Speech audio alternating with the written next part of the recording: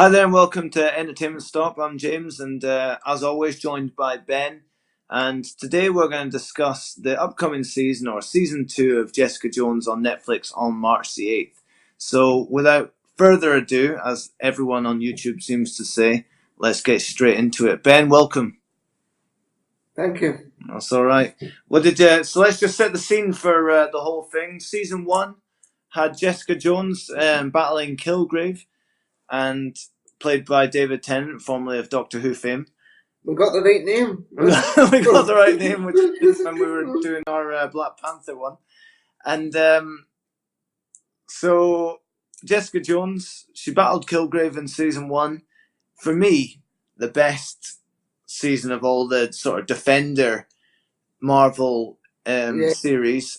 I liked it for the character work that we sort of delved into in season 1, where you've got Jessica Jones having this guy that can control minds, and we find out that he was controlling her mind and caused her to do all sorts of horrible things, and he's done a load of horrible things to other people, and he's genuinely the most repugnant villain. Really? Not one redeeming quality in this guy at all in television. I think he's genuinely horrific, and we're seeing her try to deal with the demons of getting him out of her head, and she's obviously an alcoholic, and probably because of the fact that she's got all these horrific things going on in her head and has been so messed up by him.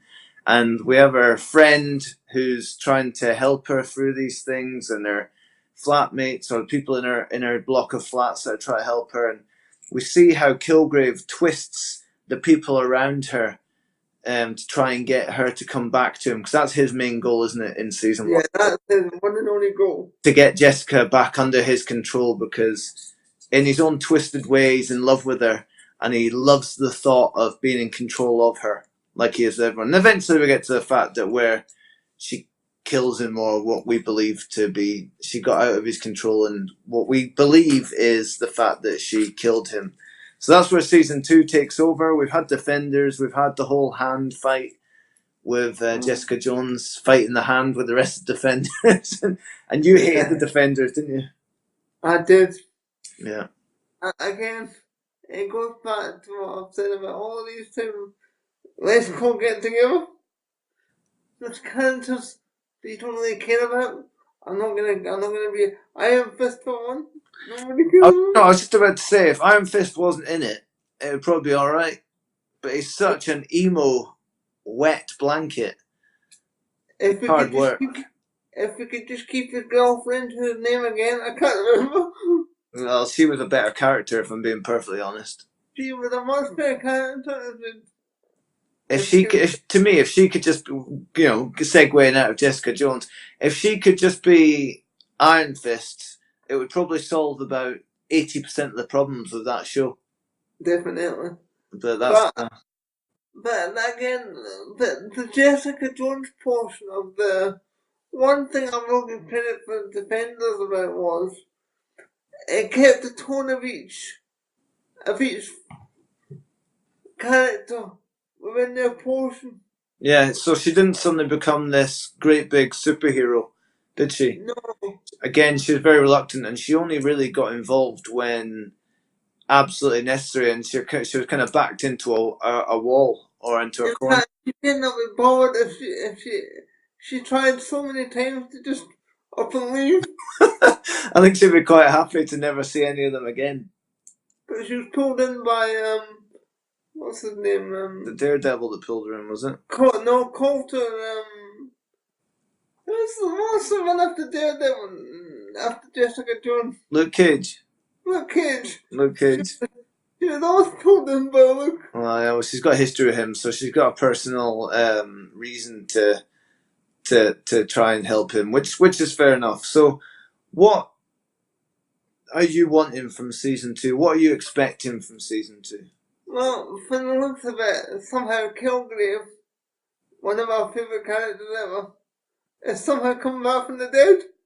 We don't know that. We're just going from the trailers. We've seen a guy clapping, didn't we, in the trailer? And to me, that can only be one. Jessica! Who claps like that? That's demonic. Well, Kilgrave. If he is, to me, if he is there, then it's because he's alive, but he might be in somebody else's head, Probably. I mean, you which would can't. be disappointing because I love seeing David Tennant do his thing as Kilgrave. Well, he is the most demonic character on TV. I mean, I'd be disappointed if I'm being perfectly honest if he's not in it because he's so excellent. I want to see. I also want to see more background to Trish. You know the Yeah, friend.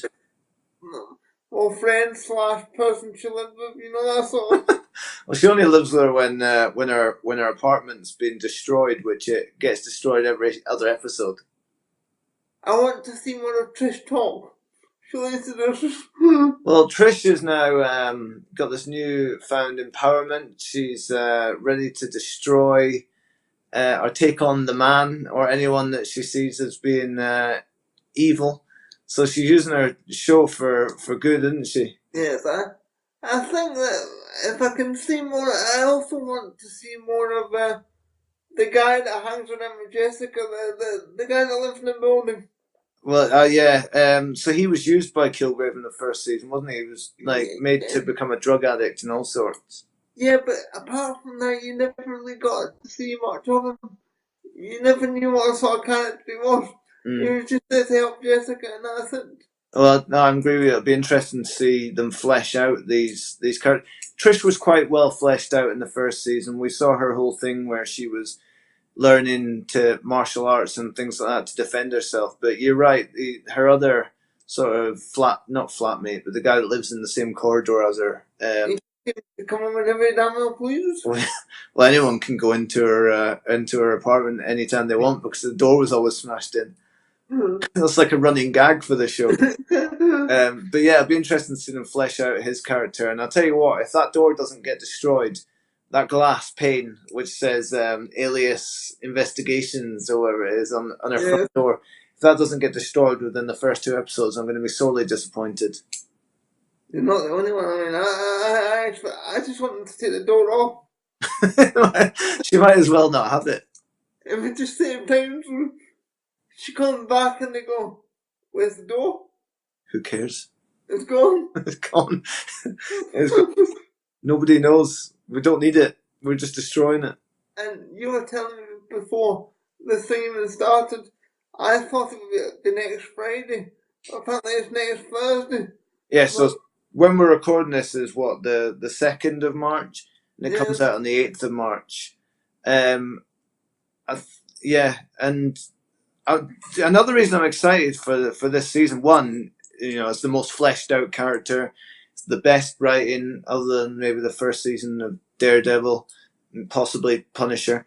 Is the fact that we might actually get to see. It looks like it's going to delve into her origin story, which was refreshing in the first season. The fact that we just went straight into the fact she had powers, but well, they just ignored it completely. Well, yeah, but it'll be interesting to see how she got the powers that she has, like her ridiculous strength, the ability to leap buildings and run really fast or whatever it is she can do. But I hope they only spend an episode on it. I don't want a full season. I just want, like every season of these shows has like a really, where they go back in time, where they have one episode where they just tell you everything you want to know. Hammer it home, basically. It normally comes across like episode 6 or something, You're right. It's weird how they put it in so late in the season. I want one episode. I don't want it told. I just want one episode where I get told what I need to know, and then I can move back to the story that I'm in. And I also want them to stick to maximum 13 episodes. See, I've been thinking about this, and I think even 13 is too long. Oh, ideally, Ben, we'd have 10. Let's I think maximum. I think they can cut it into 10, and you can still get the same amount of story. Well, they could, and do you know why they could? Because they're not on a network. They're on Netflix. If you need to go a bit long on 1 or 2 episodes, go long on 1 or 2 episodes. What's the issue? Yeah. You can do an episode that's an hour and 10 minutes long or an hour and 15 minutes long. What's the problem? there is no problem. You could easily just get it. I mean, I finally realised 13 episodes was too long when I watched Iron Fist. Well, that to me, I tried to. Do you remember I tried to defend Iron Fist when I was watching it, and I was like, You did. "It's okay, it's all right." It wasn't good. It was poor. It was just poor. I mean, it was a 6 out of 10 for me. But Yeah, looking back on it, with hindsight, at the time I think I gave it 8 out of 10. It's definitely not an 8 out of 10. But I must say, I'm hoping that this brings them out, because they've had one great one in Punisher and two not so good ones in the Defenders, and so I'm hoping that they bring this back full circle, bring it back to what makes it likeable to people. I think they will, because the character's likeable and engaging, and she's interesting. Iron Fist wasn't interesting; he was just whiny. Whereas with Punisher, again, the character was engaging and interesting. Yes. He had a cause and he didn't deviate from it, and he certainly didn't cry every 2 seconds, even though his family were murdered and brutally murdered. You don't see him crying his eyes out every 2 seconds like Iron Fist crying his eyes out. He doesn't go on telling you he's a Punisher reflector segment. This has been more like a slagging off of Iron Fist than talking about Jessica Jones, but it's very difficult to get away from it. We needed to get it out of our system. Yeah, and also, but they're all very interlinked because they've done the Defenders. They're all very interlinked now. Well, he better not turn up in this season, I'll tell you that.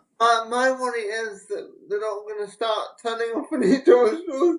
Oh, God, I hope not. I hope not. I just hope they keep it separate.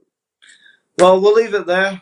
I think we can see that we're pretty excited about it. Looking forward to it. Can't wait to start watching it, and maybe we'll give our thoughts and opinions of it in future episodes. Yes, because now that I've got this channel, I'll need to watch things in a very entertainment manner. Same. I've got to watch them with Lindsay. So, as and when. As and when. Anyway, we'll call a halt to it there. Where can people find you, Ben? At Ironside1982 on Twitter. And they can find me at James Allen Yo on Twitter. If you like this video, or you like the sort of thing that we do on the channel, think about subscribing. Thanks very much for watching, and take care.